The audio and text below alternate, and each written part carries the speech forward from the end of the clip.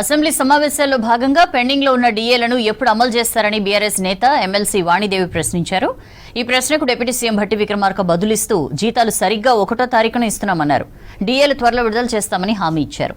గృహలక్ష్మి పథకం ద్వారా ఇప్పటికీ 640.9 కోట్లు డిస్కంలకు చెల్లించామని తెలిపారు డిప్యూటీ సీఎం భట్టి.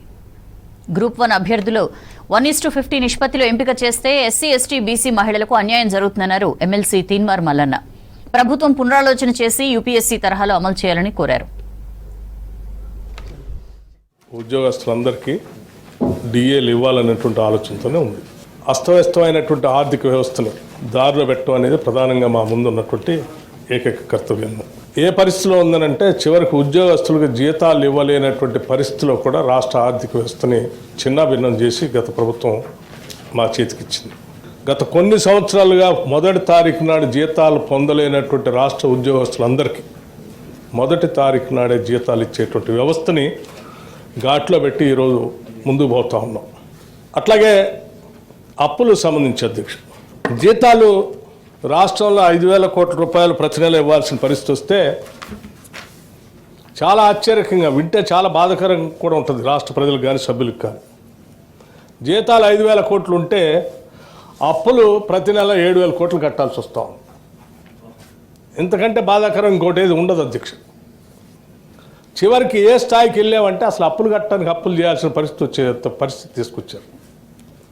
ఇంత దుర్భరమైనటువంటి ఆర్థిక వ్యవస్థను బహుశా ఈ దేశంలో ఏ రాష్ట్రంలో కూడా లేదని నేను అనుకుంటున్నాను.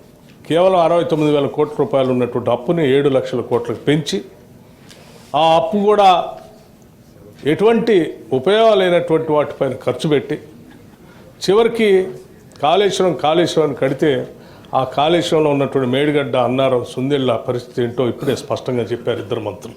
ఏమైపోయిందో కేవలం జీతాలు ఒక్కటే కాదు, డిఏలతో పాటు ఈ రాష్ట్రంలో ఉద్యోగస్తులు రావాల్సిన జీపీఎఫ్ ప్రావిడెంట్ ఫండ్ సంబంధించినటువంటి బకాయిలు కూడా, రిటైర్ అయినటువంటి వాళ్ళకి ఇవ్వాల్సినటువంటి బకాయిలు కూడా అన్నీ కొన్ని సంవత్సరాలుగా పెండింగ్ పెట్టిపోయారు అధ్యక్ష. చివరికి ఏ స్థాయికి వెళ్ళిందంటే ఒక 40,000 కోట్ల రూపాయలు పెండింగ్ పెట్టి ఈ రాష్ట్రానికి దోబరా ఖర్చు చేసి మాకు అప్పచెప్పిపోయారు.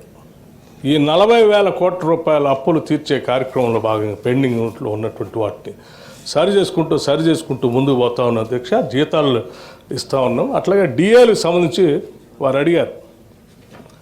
అప్పటికే 2 డిఏలు ఆనాటి ప్రభుత్వాలు ప్రకటించి ఇవ్వకుండా పెండింగ్ పెట్టిపోయారు. ఆ డిఏల్ని మేము వచ్చిన తర్వాత చేయాలనుకున్న దాన్ని కూడా వీటన్నిటిని ఘాట్లో పెట్టి వాటిని కూడా జీతాలతో పాటు ఉద్యోగస్తులకు అందించాలనేదే మా సంకల్పం.